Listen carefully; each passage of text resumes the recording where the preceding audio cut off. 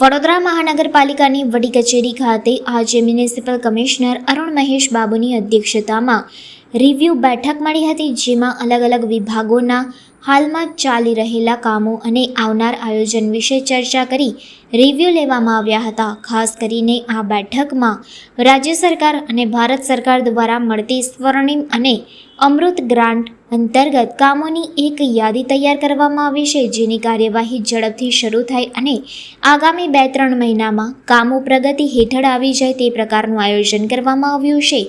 આજની બેઠકમાં building, futuristic heritage, bridge, drainage, પાણી, રોડ સહિતના વિભાગોના ચાલતી કામગીરી અને આગામી આયોજન અંગે અધિકારીઓ સાથે ચર્ચા કરી રિવ્યૂ લેવામાં આવ્યા હતા, જેમાં રોડ, પાણી અને ડ્રેનેજના કામોને પ્રાથમિક ધોરણે લેવા સૂચના આપવામાં આવી છે.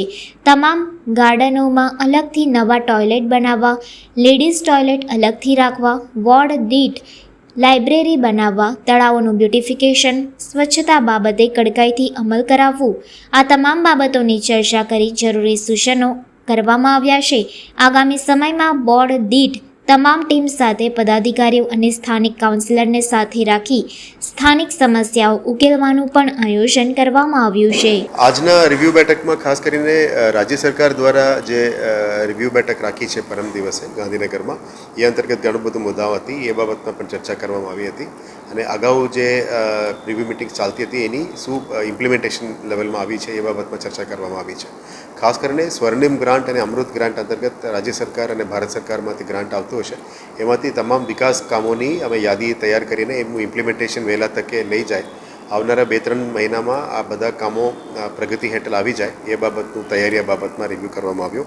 ખાસ કરીને building projects, futuristic heritage, bridges, drainage અને પાણી અને રોડ્સ, આટલા ડિપાર્ટમેન્ટનું ખાસ કરીને રિવ્યૂ કરવામાં આવ્યું, જેથી કરીને આવનારા દિવસોમાં 5 સપ્ટેમ્બર પછી જે વરસાદની માહોલ નીકળ્યા પછી તમામ જે પ્રોજેક્ટ સ્થગિત કર્યા છે આ બધા પ્રોજેક્ટની કામગીરી શરૂ કરી દેવામાં આવશે.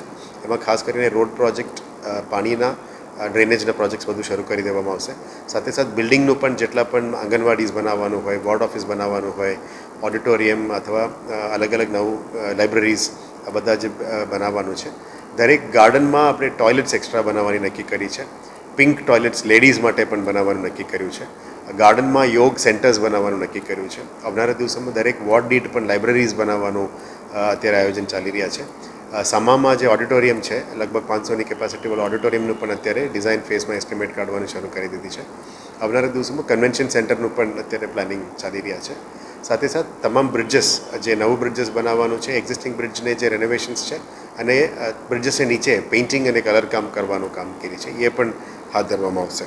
સાથે સાથ જેના પાસે ઘર નથી એવા શેલ્ટર હોમ્સની અંદર લોકોને એમના બેસાડવા માટે, એમને જમાડવા માટે આયોજન છે, એ બાબતમાં પણ ચર્ચા કરવામાં આવી. જે આંગણવાડીઝ પોતાના બિલ્ડિંગમાં નથી, એમાં નવું આંગણવાડીઝ બનાવવા માટે પણ આયોજન કરી રહ્યા છે. અને ત્યાં પણ નાનું મોટું જે કામ છે એક્ઝિસ્ટિંગમાં એને પણ સુધારી આપવાનું કામગીરી ચાલી રહ્યા છે. તમામ તળાવોની બ્યુટિફિકેશન એ પણ ફ્યુચરિસ્ટિક સેલમાંથી આ કામગીરી હાથ ધરવામાં આવ્યું છે. અને જે તળાવોની સાફ કરવાનું કામ છે વિસર્જન પછી એને વ્યવસ્થિત રીતે સાફ કરવામાં આવશે. અત્યારે ગણેશ વિસર્જનમાં પણ આપણે 12 તળાવોની બહુ સારી રીતે કામગીરી કરવામાં આવી રહી છે. કોર્પોરેશનના તમામ કર્મચારીઓ એમાં જોડેલા છે. એમાં ખાસ કરીને engineering department, solid waste, health, fire, board officers, assistant commissioners તમામ લગભગ રાતમાં 1 વાગે 2 વાગ્યા સુધી ફિલ્ડમાં કટિબદ્ધ રહીને કામગીરી કરી રહ્યા છે. જેથી કરીને આ વખતે વડોદરામાં પોલીસ તંત્ર દ્વારા પણ બહુ સારી રીતે સહયોગ મળી રહ્યા છે. જેથી કરીને ગણેશ વિસર્જન મૂર્તિઓની સારી રીતે અને જે ભવ્ય રીતે થઈ રહ્યા છે તમામ સોસાયટીઝમાંથી એ પણ આવી રહ્યા છે. એ બાબતમાં પણ રિવ્યૂ કરવામાં આવ્યો.